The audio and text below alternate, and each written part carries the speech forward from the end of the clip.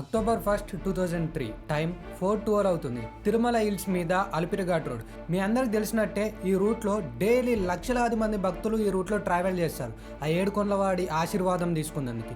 కాకపోతే ఆ ఒక్క రోజు మాత్రం ఈ పవర్ఫుల్ డెవోషన్ రూట్ అనేది most shocking assassination attempts in Indian హిస్టరీలో ఒక ఇన్సిడెంట్ జరిగింది. వరల్డ్ మొత్తం షేక్ అయిపోయిన ఇన్సిడెంట్ ఇది. ఇమాజిన్ చేసుకోండి, ఒక పవిత్ర స్థలం, ఒక పవిత్ర మార్గం, అండ్ అక్కడ వాళ్ళ కోసం చావు ఎదురు చూస్తుంది. అలిపిరి టోల్గేట్ క్రాస్ అయిన తర్వాత ఆంధ్రప్రదేశ్ చీఫ్ మినిస్టర్ నారా చంద్రబాబు నాయుడు గారి వెహికల్స్ కొండపైనకి వెళ్ళడం స్టార్ట్ అయ్యింది. యాన్యువల్ ఉత్సవంలో పార్టిసిపేట్ చేయడానికి.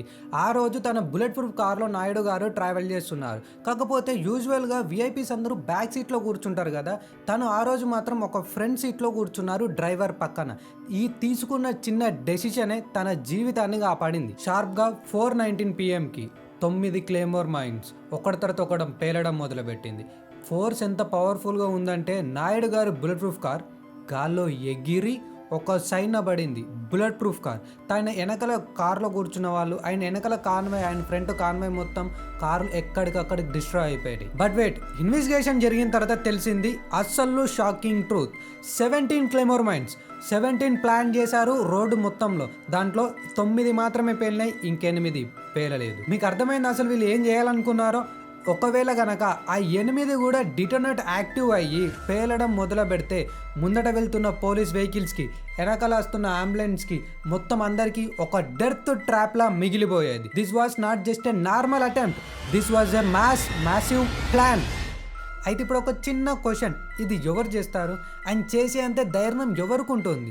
ఇంతగానం ప్లానింగ్ అండ్ ఇంతగానం మేట్రోడ్తోని ఒక చీఫ్ మినిస్టర్ని చంపాలనుకునే వాళ్ళు ఎవరు? దీనికి answer people's war group. Maoist, Naxalites and తెలుగులో కొంతమంది వీళ్ళని అన్నలు అని కూడా పిలుచుకుంటారు. అసలు ఈ ఇన్సిడెంట్కి లీడర్షిప్ ఎవరిది? ఈ ఇన్సిడెంట్ మొత్తం స్కెచ్ చేయడానికి వాడిన మాస్టర్ మైండ్ ఎవరిది? తన పేరే నంబాల కేశవరావు అలియాస్ బసవరాజు అలియాస్ గంగన్న.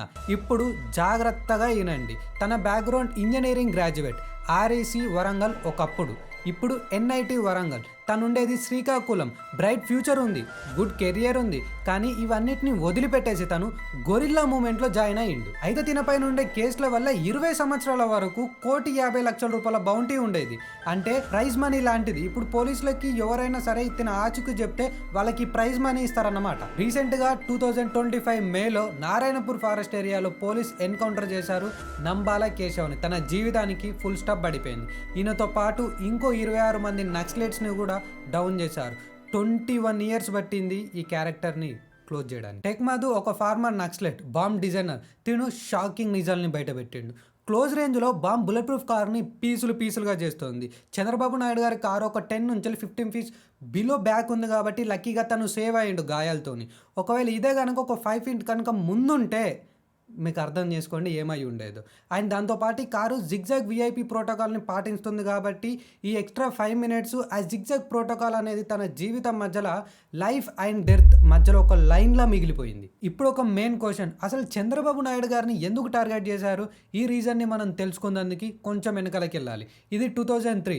అప్పటిలోపే చంద్రబాబు నాయుడు గారు ఆంధ్రప్రదేశ్ని కంప్లీట్గా ట్రాన్స్ఫార్మ్ చేయాలనుకున్నారు. ఇది ఇంటర్నేషనల్ మీడియా చెప్తుంది. తిను ఏం చేసిండంటే హైటెక్ సిటీని క్రియేట్ చేశాడు. హైదరాబాద్లో ఐటీ రెవల్యూషన్, మైక్రోసాఫ్ట్, ఐఎంబి లాంటి గ్లోబల్ జైంట్స్ ఇన్వెస్టర్స్ని తీసుకొని వచ్చి హైదరాబాద్లో ప్లేస్ చేశారు. దీనివల్ల ఏమైందంటే అగ్రెసివ్ ఎకానమీ బూస్ట్ అనేది స్టార్ట్ అయిపోయింది స్టేట్కి.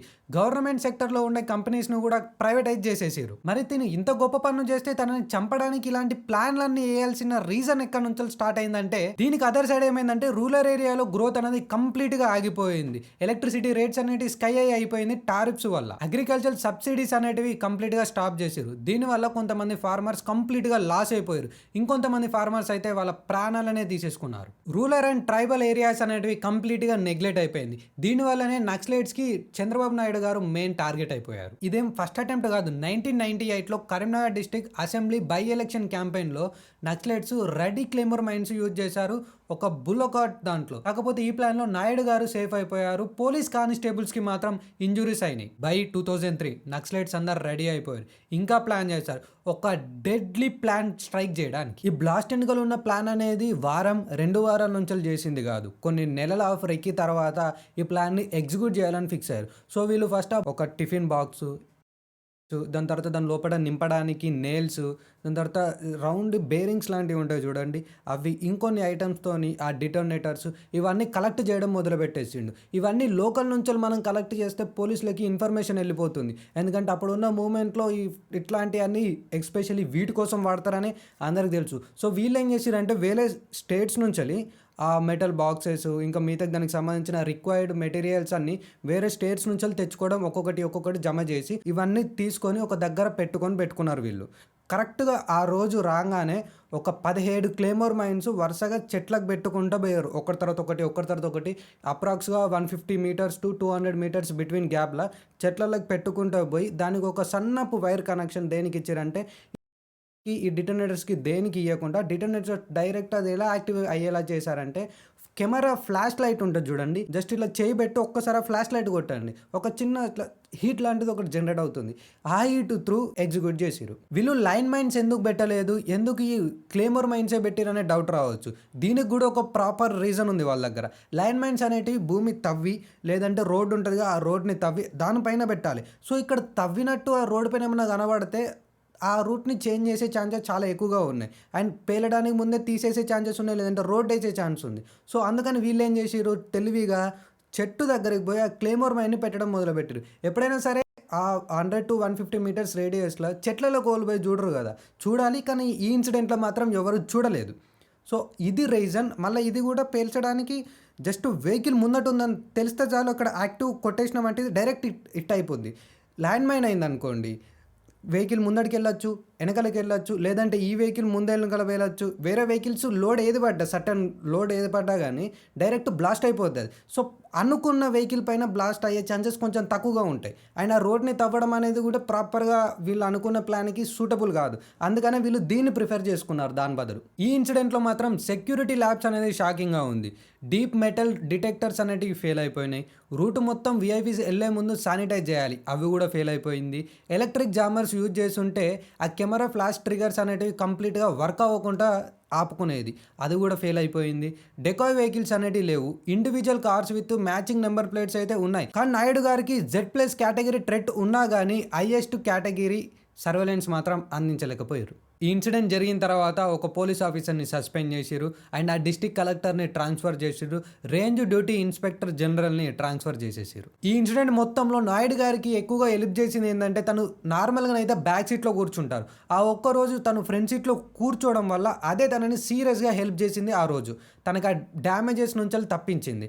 అండ్ ఆ బ్లాస్ట్కున్న ఇంపాక్ట్ అంతా బుల్లెట్ ప్రూఫ్ వైట్ అంబాసిడర్ కారే మొత్తం అబ్జర్వ్ చేసుకుంది. ఈ ఇన్సిడెంట్లో తనకైన మేజర్ ఇంజురీస్ ఏంటిదంటే right side shoulder injury, collar bone fracture అయింది, చెస్ట్ ఇంజురీ, దాంతోపాటు నోస్ ఇంజురీ కూడా అయింది. లక్కీగా ఎవరికేం కాలేదు, కాకపోతే గోపాలకృష్ణారెడ్డి గారికి మాత్రం కోమాలోకి వెళ్ళిపోయారు. ఇంకా టీడీపీ మెంబర్స్ అండ్ ఎమ్మెల్యేస్కి మేజర్ ఇంజురీస్తో బయటపడిపోయారు. ఈ ఇన్సిడెంట్లో 33 మంది అక్యూజ్డ్గా ఉన్నారు, దాంట్లో 3 అరెస్ట్ అయ్యారు, 11 మంది చనిపోయారు, మిగిలిన వాళ్ళు 15 ఏళ్ల వరకు ఎస్కేప్లో ఉన్నారు. 2014లో ఈ కోర్టు ఈ 3 నక్సలైట్స్కి శిక్ష విధించింది.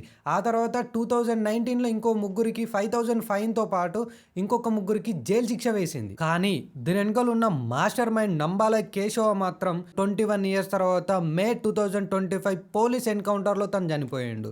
ఈ కేసు అనేది 21 ఇయర్స్ తర్వాత క్లోజ్ అయింది. మనందరికీ తెలిసినట్టు వీళ్ళు 17 క్లేమర్ మైన్స్ పెట్టిరు, 9 పేలినాయి, 8 పేలలేదు కదా. కానీ నాకు స్క్రిప్ట్ రీసెర్చ్ చేసేటప్పుడు ఒక ఇంటర్వ్యూ చూసిన, అది కూడా యూట్యూబ్లో. అయితే తను చెప్తున్న దాని ప్రకారం అయితే వీళ్ళు పెట్టింది 20కి పైగా క్లేమర్ మైన్స్ పెట్టిరు, 20కి పైగా.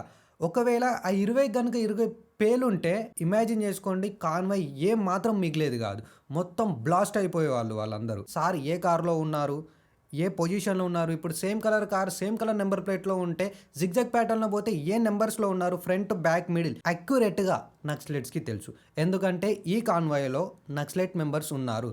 సో సార్ మూమెంట్ని మినిట్ టు మినిట్ వాళ్ళు అక్కడ ఆ ట్రిగర్ కెమెరా ఫ్లాష్ మ్యాన్ ఎవరైతే ఉంటారో ఆయనకు అప్డేట్ ఇస్తూ ఉన్నారు. చంద్రబాబు నాయుడు గారు ఎప్పుడు తను ప్రెస్ ముందడికి వచ్చినా, ఎక్కడైనా సరే ఈ టాపిక్ వచ్చినా కానీ తను చెప్పేది ఒకటే మాట, ఆ 7 కొండల వాడే నన్ను కాపాడాలని చెప్తాడు. ఈ డాక్యుమెంటరీని ఇప్పటిదాకా మీరు చూసినందుకు thank you so much. And ఈ డాక్యుమెంటరీ మీకు నచ్చినట్టయితే లైక్ చేయండి, ఛానల్ని సబ్స్క్రైబ్ చేసుకొని బెల్ ఐకాన్ని ఆన్లో పెట్టుకోండి.